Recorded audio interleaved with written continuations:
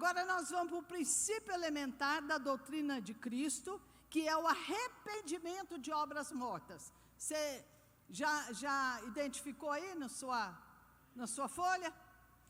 O que é arrependimento? Só, por enquanto, só arrependimento. O que significa a palavra arrependimento?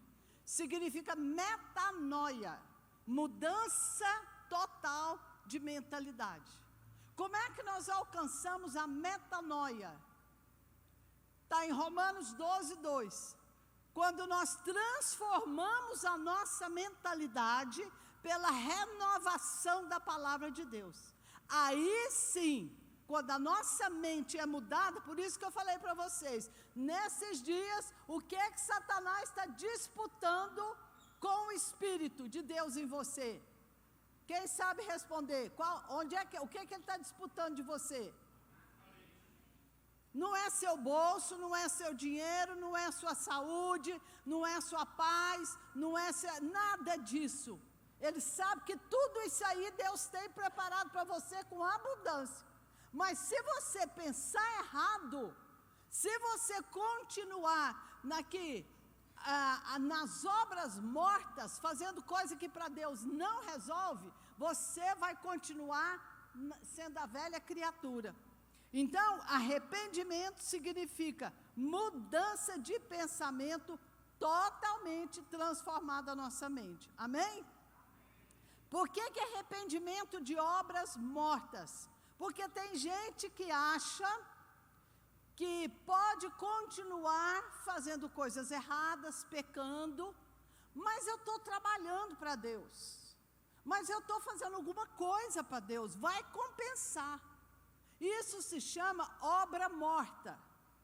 Tudo que você fizer de trabalho, de obra, para compensar diante de Deus um pecado que você não se libertou dele, porque você não se arrependeu, é obra morta, não adianta.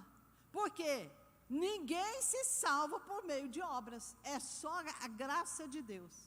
Agora, não existe salvação sem arrependimento primeiro. Aí você fala, não, mas um dia eu levantei e declarei Jesus como Senhor da minha vida. Esse é o primeiro passo que você dá. Crer em Jesus e declarar com a sua boca. Como é que com seu coração você mostra que você realmente confia em Jesus e crê em Jesus? Quando você obedece a palavra. O cristão, da boca para fora, eu creio em Jesus, mas leva uma vida de pecado, de desobediência, de hipocrisia. Nunca se arrependeu do pecado. Então, arrependimento é você voltar atrás. Se eu devia para alguém, eu vou lá e pago. Se eu mentia, eu não minto mais. Se eu bebia e passava do controle, eu não bebo mais. Se eu mentia, eu não vou mentir mais. Eu me arrependi, voltei atrás e dei meia volta. Quantos aqui conseguiram já dar meia volta na vida que levava de pecado? Amém? Então, essa é uma atitude que a gente tem que tomar, é uma decisão. Não é um sentimento, não é uma emoção. Então, não é apenas um momento de emoção e nem tampouco remorso. Eu coloquei aqui 2 tipos de arrependimento. Olha aí. O remorso é aquele que pesa na consciência. Nossa, minha consciência está tão pesada. Eu menti para fulano. Nossa, eu escondi alguma coisa que eu não devia ter escondido. Mas Deus conhece. A consciência pesa, mas você não muda de atitude. Então, você nunca se arrependeu. Então, se eu permanecer no pecado e não produzir bons frutos, eu penso que eu já sou salvo. Queridos, essas lições vai nos confrontar de tal forma que você vai ver que tem muita gente que vai aceitar Jesus de novo. Vai querer começar a caminhada novamente, porque a gente não entendeu o que é a salvação em Jesus Cristo. Então, a palavra de Deus é que vai mudar a nossa mentalidade. Para isso, a gente tem que sentar e ter boa vontade em ouvir a palavra. Lembra que eu falei lá em Hebreus 5? Paulo falando para aqueles judeus lá, vocês ouvem a palavra, mas são negligentes para ouvir, vocês não gostam. Vocês têm pressa de acabar logo o que eu estou ensinando para vocês, e aí vocês não mudam de vida. Então não adianta. Então aqui tem 2 exemplos de arrependimento. Primeiro, o filho pródigo. Lucas capítulo 15, acho que está tudo aí na sua lição. Lucas 15, nós vamos ver aqui só alguns versículos. O filho, todo mundo sabe, um pai tinha 2 filhos, um pai muito rico. De repente o filho mais novo resolveu sair de casa, pediu a herança dele, foi embora. Chegou lá no mundo, ele gastou tudo, desperdiçou a fortuna que o pai deu para ele. Aí resolveu pedir emprego. E no emprego começaram ali, o que deram para ele comer? Bolotas, comida de porco. Passou a comer comida de porco.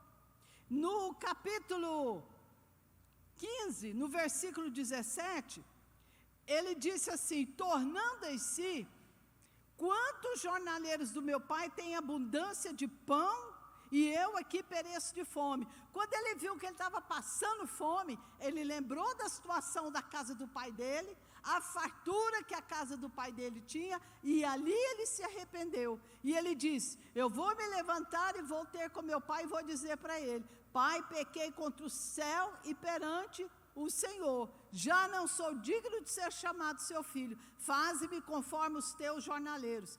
Queridos, ele arrependeu, ele voltou para casa, pediu perdão para o pai perdoou, e ele voltou a ser o mesmo filho de antigamente. Se houver arrependimento, há perdão. Diga comigo: onde houver arrependimento, há perdão. Mas olha aqui o segundo tipo de remorso, é o de Judas Iscariotes.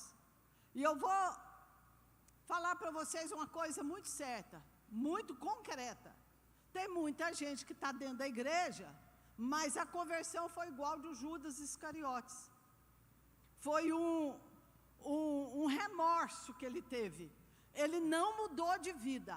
Apesar de que Lucas 9, no versículo 6, queria que você voltasse aí, eu acho que tem isso aí na sua Bíblia. Lucas 9, versículo 6. 9, diz assim a palavra, presta atenção: Jesus, convocando os 12 discípulos, deu-lhes virtude e poder sobre todos os demônios e para curarem enfermidades. Quantos discípulos aqui, irmãos? Judas estava no meio ou não estava? Jesus deu para Judas, junto com os outros discípulos, virtude e poder sobre todos os demônios e para curar enfermidades. Enviou eles a pregar o reino de Deus e a curar os enfermos. Judas foi um cara que andou com Jesus durante 3 anos, ele acompanhou tudo que Jesus fez, ouviu todas as palavras de Jesus, fluiu nos dons espirituais, pregou a palavra de Deus, curou, libertou pessoas e nunca se converteu. E quanta gente tem assim dentro da palavra de Deus? Aí, o que a Bíblia fala? Mateus 27, 3. Quando Judas havia traído Jesus, e ele viu que Jesus foi condenado, ele foi tomado de remorso. Está aí na sua lição. Judas foi tomado de remorso, ele não foi tomado de arrependimento. Qual foi o resultado do remorso de Judas? Ficou triste pelo que fez, ele foi lá, arrependeu até certo ponto, e depois o que ele fez? Porque o diabo entrou nele. Queridos, onde não tem arrependimento, o diabo entra.